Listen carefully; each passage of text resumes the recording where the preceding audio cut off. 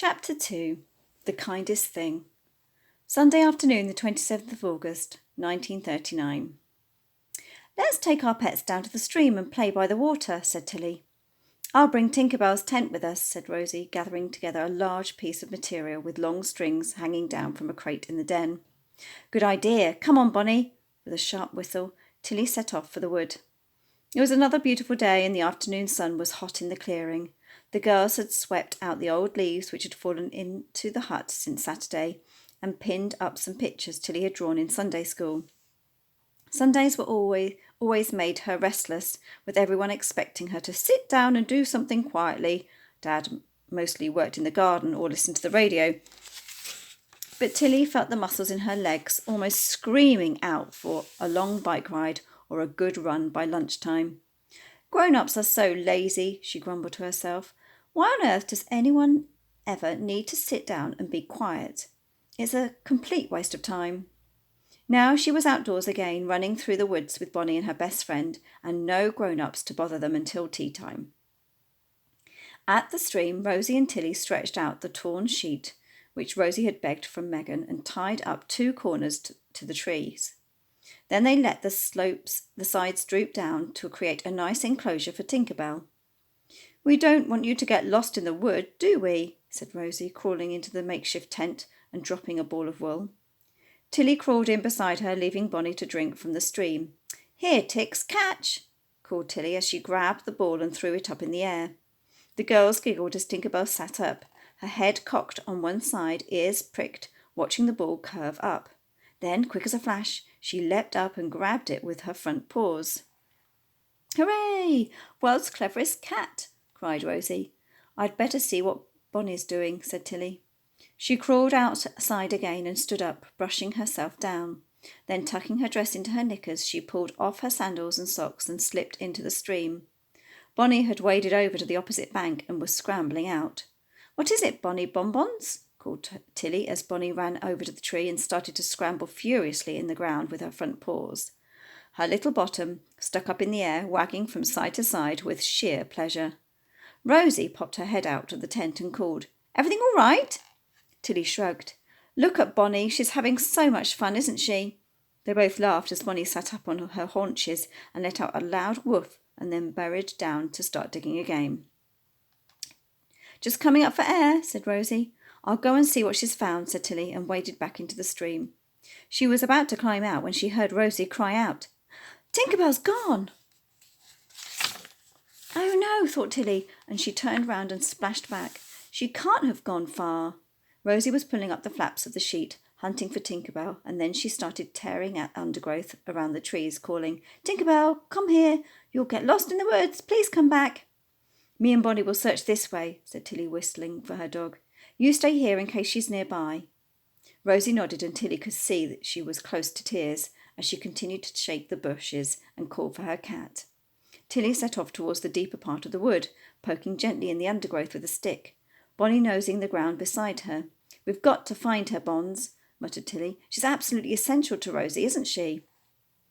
Bonnie stopped for a second and stared up at Tilly, her brown eyes wide, ears perked as if she understood every word.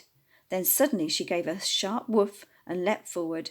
Sprinting behind, Tilly saw her come to a halt in front of a huge pine tree with branches like steps all the way up to the trunk. Bonnie sat down and barked, her nose pointing up at the tree. "She's there!" cried Tilly, spotting Tinker Bell sitting on a branch, licking her paws as if she didn't have a care in the world. "Rose, over here! Bonnie's found her!" cried out Tilly, and Rosie came crashing through the bushes, bits of leaves and twigs tangled in her curly hair. "Oh, thank goodness," said Rosie, panting hard. "I love you forever, Bonnie," and she grabbed the little dog and kissed her on the nose. Bonnie struggled away, giving an impatient yelp. "I'll go up and get her," said Tilly, and she started to climb up the tree, which was quite easy. But just as she reached Tinker Bell's branch, the tabby cat stood up, stretched herself, and jumped off the branch down into Rosie's waiting arms. "She's safe! Oh, my poor dear little cat," cooed Rosie, burying her face in the golden fur. "I should jolly well hope so," called out Tilly, swinging herself down to the ground. "I never let you out of my sight again," murmured Rosie, the cat purring gently in her arms. "Good thing we found her," thought Tilly, as they set off back to the den. Rosie's mum and dad had given her Tinkerbell as a tiny kitten the year before they died. Tinkerbell was the centre of attention for months as they all discussed what to feed her and how to house train her. Her dear little pet was one of Rosie's last links back to those happy times. Tilly felt a tear come to her eye, and she brushed it away so that her friend wouldn't see. They spent the rest of the afternoon playing with their pets and rearranging the hut. I'm trying to persuade Dad to give me this big metal box he keeps in the shed for nails and things, said Tilly, as she tweaked the corner of her sack. It would be perfect for keeping supplies in, like biscuits and pet food and stuff. Then we could make our own little meals, said Rosie. In fact, I'm pretty sure I could make a campfire to cook potatoes and things. There's a book in the library on making fires in the outdoors. Wouldn't it be wonderful to camp out here properly one night? Rosie stared at Tilly and said, It is absolutely impossible to imagine Megan agreeing to camping. They rolled their eyes at each other and burst into high-pitched laughter. You could ask Donald to come and keep an eye on us. Well, he'll be lots of fun, but never in a million years would Donald go camping. Come on, we've got 15 minutes to get home for tea. They scurried away, gathering their things, and set off, pushing through the thicket. The sun was still quite high in the sky, and the corn in the fields was waving like a huge green sea in the breeze.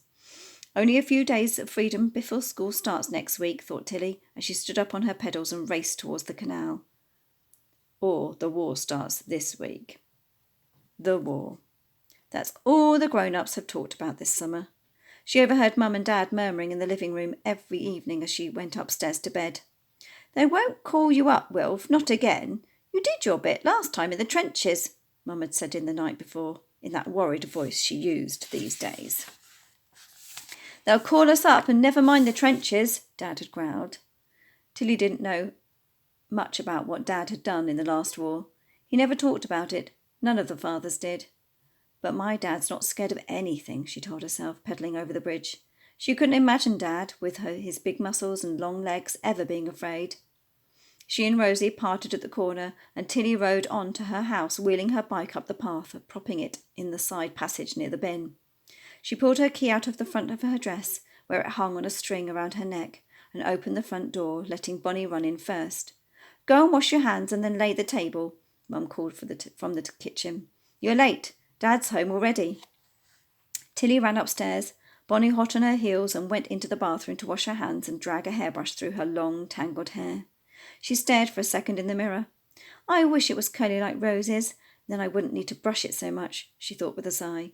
It's such a nuisance. Tilly? She went out of the bathroom to see Dad on the stairs, landing. There was something in the look on his face which sent a chill through her, sort of sad and angry at the same time. Dad's hair was brown like hers, and he kept it clipped very short. They both had dark brown eyes, and long, narrow faces like their long legs. Mum had dusty blonde hair and a round face with a dimple in one cheek. These days she was always wiping the back of her hand across her forehead, as if everything was too much for her. Has something happened? Tilly wondered. She scooped up Bonnie in her arms and blurted out, Has the war started, Dad? Do me and Bonnie have to go away? There had been a lot of talk of evacuating the children into the countryside, but Tilly hadn't taken much notice. She was too busy with the secret den. Dad looked puzzled for a second, and then he said the words that Tilly would never forget for the rest of her life. The war will start very soon, and dogs won't cope with the bombing and the blackout. Tomorrow I'm taking Bonnie to the vet to be put down. It's the kindest thing. Then he turned on his heel and went downstairs.